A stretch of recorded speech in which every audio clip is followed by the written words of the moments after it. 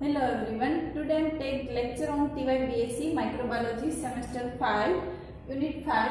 In our last lecture we discussed about the PBR 322. Now we discuss about the PUC19.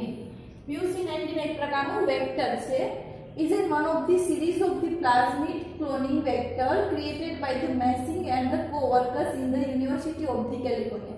PUC19 is one of the series of the plasmid cloning vector. एक प्रकारનું plasmid cloning vector છે કે જે cloning ની અંદર cloning એટલે જીન cloning અથવા તો genetic engineering પણ એની અંદર યુઝ થાય છે. Created by the messing. Created એટલે બનાવવામાં આવ્યું છે. કોના દ્વારા? કે મેસિંગ એટલે સાયન્ટિસ્ટ નું નામ છે એના દ્વારા એન્ડ કોવર્કર્સ એટલે મેસિંગ અને એની જોડે જે વર્ક કરતા હતા એના દ્વારા ફર્સ્ટ ટાઈમ છે PUC19 નામનું પ્લાઝમિડ વેક્ટર છે એ ક્રિએટ કરવામાં આવ્યું હતું.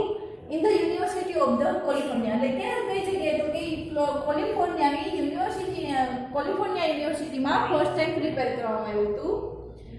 પછી PUC19 છે તો the P is stand for the plasmid. કે PUC છે માં ફર્સ્ટ P છે કોના માટે છે તો કે PUC that means the plasmid and the UC represent the university in which it was created.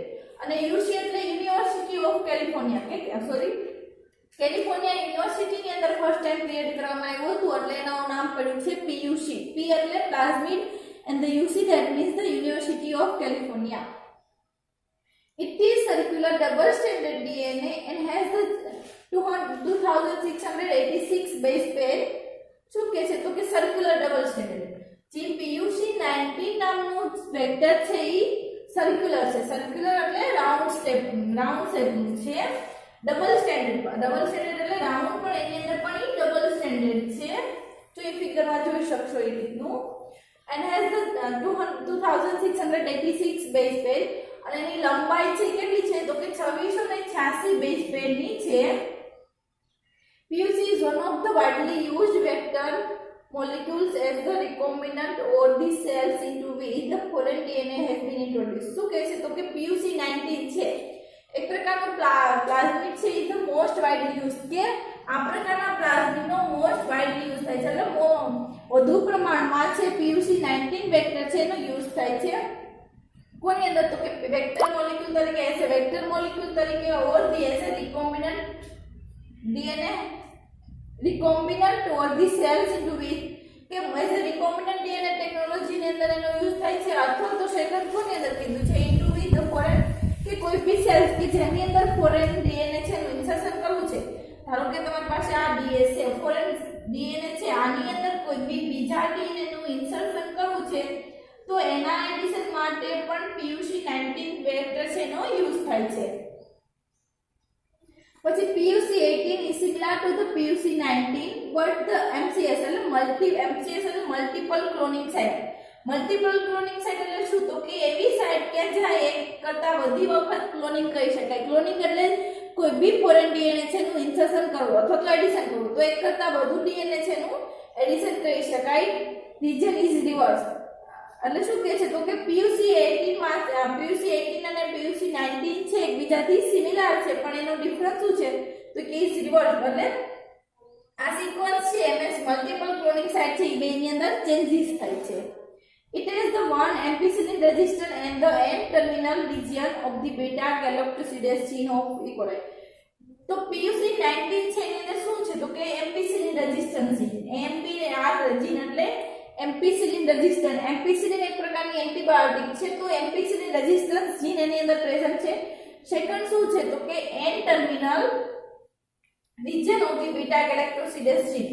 કે બીટા ગેલેક્ટોસિડેઝ જીન માટે એન ટર્મિનલ રિજન પણ આવેલો છે ઓફ ધી ઇકોલાઈ કે ઇકોલાઈ માટે ઇકોલાઈ ઓર્ગેનિઝમ માટે એક તો એની પાસે એમ્પિસિલિન રેઝિસ્ટન્સ જીન છે અને સેકન્ડ કીધું છે એન ટર્મિનલ રિજન માટે બીટા ગેલેક્ટોસિડેઝ જીન પણ પ્રેઝન્ટ છે. The oocyte of the replicon is derived from the PMB1 vector. હવે એની અંદર oocyte એટલે કેવી તો કે ઓરિજિન ઓફ ધી રેપ્લિકેશન કે ત્યાંથી રેપ્લિકેશન પ્રોસેસ નું ઓરિજિન થઈ શકે. ઓરિજિન એટલે સ્ટાર્ટિંગ થઈ શકે.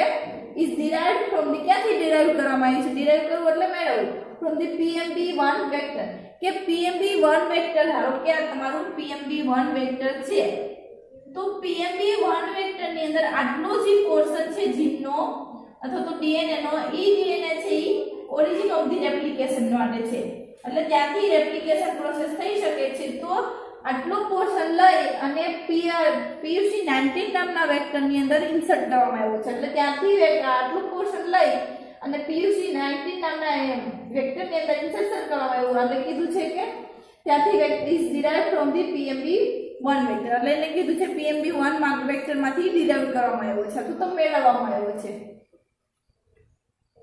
PUC vector is small but has the high copy number. શું કે છે? એક તો વેક્ટર છે સ્મોલ છે પણ હાઈ કોપી નંબર છે એની અંદર વધુ છે. It has the lac Z gene code for the beta galactosidase, કે એની પાસે લેગ Z જીન છે, કે લેગ Z જીન છે એ શું કરે છે તો કે કેવું જીન કે જેના લીધે બીટા ગેલેક્ટોસિડેસ નામના એન્ઝાઇમનું ફોર્મેશન થઈ શકે. અને બીટા ગેલેક્ટોસિડેસ એન્ઝાઇમનું ફંક્શન શું છે તો કે લેક્ટોઝનું યુટિલાઇઝેશન કરવાનું as a source of the carbon or the energy. હવે આખું શોર્ટમાં કહું છું, PUC19 છે એક પ્રકારનું પ્લાઝમિડ વેક્ટર છે, ક્લોનિંગ વેક્ટર છે, અને ક્રિએટેડ ક્યાં તો કે મેશિંગ અને એના કોવર્કર દ્વારા કોવર્કર્સ દ્વારા પ્રિપેર કરવામાં આવ્યું હતું કેલિફોર્નિયા યુનિવર્સિટીની અંદર. પછી ધ P એટલે PUC છે તો એનું નામ કઈ રીતે પડ્યું છે તો કે P છે, P that means the plasmid છે, અને UC એટલે યુનિવર્સિટી કેલિફોર્નિયા યુનિવર્સિટીની અંદર પ્રિપેર કરવામાં આવ્યું હતું એટલે એનું નામ પડ્યું છે PUC.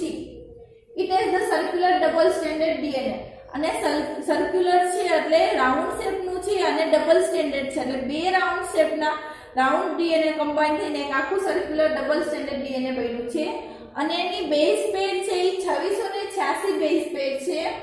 પછી PUC19 is one of the widely used vector molecules as the recombinant or the cells into which the foreign DNA has been introduced. એટલે શું કહે છે તો કે PUC19 નામનું વેક્ટર છે એ મોસ્ટ વાઇડલી યુઝ થાય છે, એટલે ફ્રીક્વન્ટલી એટલે વારંવાર એનો યુઝ થાય છે. કઈ રીતે તો કે એઝ એ વેક્ટર મોલેક્યુલ તરીકે એઝ ધ રિકોમ્બિનન્ટ કાં તો રિકોમ્બિનન્ટ ટેકનોલોજીને એઝ એ વેક્ટર મોલેક્યુલ તરીકે યુઝ થાય છે, અથવા તો શું કહે છે તો કે કોઈ બી સેલની અંદર ફોરેન ડીએનએ છે એનું ઇન્સર્શન કરવા માટે પણ એનો યુઝ થાય છે. PUC18 is similar to the PUC19 but the MCS region is reversed. એટલે શું કહે છે તો કે PUC18 છે એ એના જેવું જ છે, PUC19 જેવું જ છે, પણ એની અંદર ચેન્જીસ શું છે ખાલી તો કે MCS region છે. MCS એટલે મલ્ટીપલ ક્લોનિંગ સાઇટ છે, એની અંદર ખાલી રિવાઇઝ થયેલી છે એટલે કે ચેન્જ થયેલી છે. It is the one of the ampicillin resistance and the N-terminal region of the beta galactosidase gene of the E. coli. તો PUC19 નામનું જે વેક્ટર છે એની અંદર એક શું છે તો કે એવું જીન છે જે એમ્પિસિલિન રેઝિસ્ટન્ટ, એમ્પિસિલિન નામની એન્ટીબાયોટિક છે એનાથી રેઝિસ્ટ થયેલું છે, અને એના લીધે જી કોડ પ્રોટીનનું ફોર્મેશન થાય છે. તો એ પ્રોટીન છે એમ્પિસિલિન રેઝિસ્ટન્ટ છે, એટલે ઓર્ગેનિઝમની અંદર જીવ ઓર્ગેનિઝમની અંદર PUC19 નામનું વેક્ટર એડ કરેલું હોય તો એની અંદર કઈ બી એન્ટીબાયોટિક છે એમ્પિસિલિન નામની તો એની કઈ બી અફેક્ટ થતી નથી. અને સેકન્ડની અંદર છે N terminal region of the beta galactosidase, કે એન ટર્મિનલ રિજન ઉપર બીટા ગેલેક્ટોસિડેસ નું જીન આવેલું છે ઇકોલાઈની અંદર. ત્યાર પછી એની અંદર છે ઓરિસાઇટ અથવા તો origin of replication or the replicon, એના અલગ અલગ ત્રણ નામ છે. તો ઓરિસાઇટ એટલે શું તો કે જ્યાંથી રેપ્લિકેશન પ્રોસેસ છે સ્ટાર્ટ થતી હોય તો એવી સાઇટને કહેવાય ઓરિસાઇટ અથવા તો રેપ્લિકન અથવા તો ઓરિજિન ઓફ ધી રેપ્લિકેશન. તો એ નોર્મલી PUC19 છે એની અંદર હતી નહીં, પણ ક્યાંથી ડિરાઇવ કરવામાં આવે? ડિરાઇવ કરવું એટલે મેળવવું, તો કે ડિરાઇવ ફ્રોમ ધી PMB1, કે PMB1 નામના વેક્ટરમાંથી PUC19 ની અંદર એક એવી સાઇટ લેવામાં આવી હતી. આ રીતનું તમારું PUC19 વેક્ટર છે સર્ક્યુલર, તો અહીંયાથી જે આટલો પોર્શન છે કેના માટે છે તો કે origin of the replication.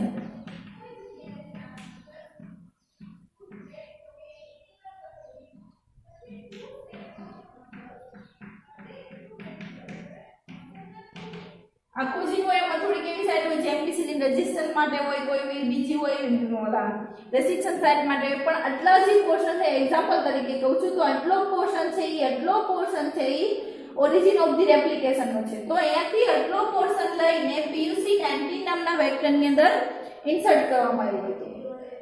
PUC vector is a small but has the high copy number. Any size છે સ્મોલ છે પણ એના કોપી નંબર છે એ વધુ છે. It has the leg Z gene for the gene code for the beta galactosidase के ની અંદર લેક ઝેડ જીન આવેલું છે જે બીટા ગેલેક્ટોસિડેસ નામના એન્ઝાઇમ માટે કોડ કરે છે કે એન્ઝાઇમ માટે કોડ કરવો એટલે શું તો કે એક એવું જીનની સિક્વન્સ કે એ જીન ઉપરથી બીટા ગેલેક્ટોસિડેસ નામનો એન્ઝાઇમ છે નું ફોર્મેશન થઈ શકે અને બીટા ગેલેક્ટોસિડેસ નામનો એન્ઝાઇમ છે એ લેક્ટોઝના યુટિલાઇઝેશન માટે યુઝ થાય છે એઝ એ કાર્બન સોર્સ તરીકે ઓર ધી એનર્જી સોર્સ તરીકે હવે આખું એની ફિગર છે PUC18 અને PUC19 બે એકબીજાના સિમિલર છે એટલે અહીંયા 18 and 19 કીધું છે અને એની સાઈઝ છે બેઝ પેર ની અંદર તો કે 2686 બેઝ પેર નું બનેલું છે હવે ત્યાંથી આટલો જે પોર્શન છે એક તો પહેલા એની અંદર કીધું હતું કે સર્ક્યુલર અને ડબલ સ્ટેન્ડર્ડ છે તો આ સર્ક્યુલર થયું અને ડબલ સ્ટેન્ડર્ડ થયું હવે સ્ટેટમેન્ટ શું કહે છે એની અંદર તો કે એની અંદર એક આરઈપી એટલે રેપ્લિકેશન સાઇટ છે રેપ્લિકેશન સાઇટ એટલે ત્યાંથી રેપ્લિકેશન પ્રોસેસ થઈ શકતી હોય ઈ સાઇટ છે પછી અહીંયા જે સિક્વન્સ છે એ સિક્વન્સના બેઝ પેર કેટલી છે તો કે સિક્વન્સ સ્ટાર્ટ થાય છે ત્યારે અહીંયા છે એ 852 છે 552 છે પછી અહીં 469 છે અને આની અંદર આની અંદર જે આટલો પોર્શન છે એ આટલો પોર્શન છે MCS માટેનો છે MCS એટલે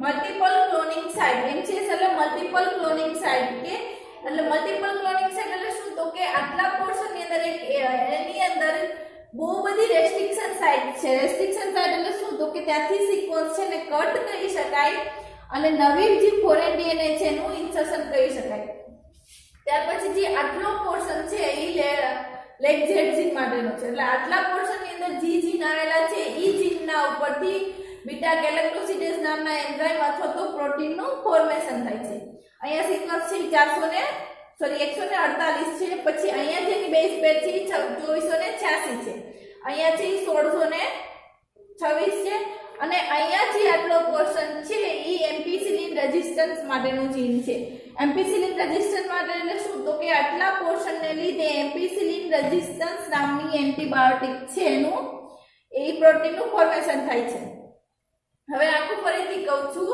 આખું વેક્ટર છે PUC18 કહી શકાય અથવા તો 19 પણ કહી શકાય શું કામ કારણ કે બે વચ્ચે બે એકદમ એકબીજાના સિમિલર છે પણ ખાલી અંદર ચેન્જીસ શું છે તો કે એની અંદર મલ્ટીપલ ક્લોનિંગ સાઇટ છે એ જ ચેન્જિંગ થાય છે તો એ કેટલી બેઝ પેરનું બનેલું છે 2686 બેઝ પેરનું બનેલું છે પછી અહીંયાથી આરઈપી છે એટલે રેપ્લિકેશન પ્રોસેસ સ્ટાર્ટ થાય છે રેપ્લિકેશન પ્રોસેસ સ્ટાર્ટ થાય છે ત્યારે એની આગળ વધે ત્યારે એની 852 બેઝ પેર છે અહીંયા જેટલી સિક્વન્સ હોય એની ફોર્મ થયું અહીંયા 852 છે તો ત્યારથી પછી અહીંયા શું કહે છે તો કે અહીંયા મલ્ટીપલ ક્લોનિંગ સાઇટ છે MCS એટલે મલ્ટીપલ ક્લોનિંગ સાઇટ અહીંયા આવેલી છે કે જેના ઉપરથી એક કરતા વધુ મોલેક્યુલ છે ડીએનએ મોલેક્યુલ એનું એડિશન કરી શકાય આટલો પોર્શન છે એ લેક ઝેડ જીન માટેનો છે લેક ઝેડ જીન છે એ લેક ઝેડ જીન પોર્શનના લીધે બીટા ગેલેક્ટોસિડેસ નામના એન્ઝાઇમનું ફોર્મેશન થાય છે ત્યારે જે સિક્વન્સ હતી 148 હતી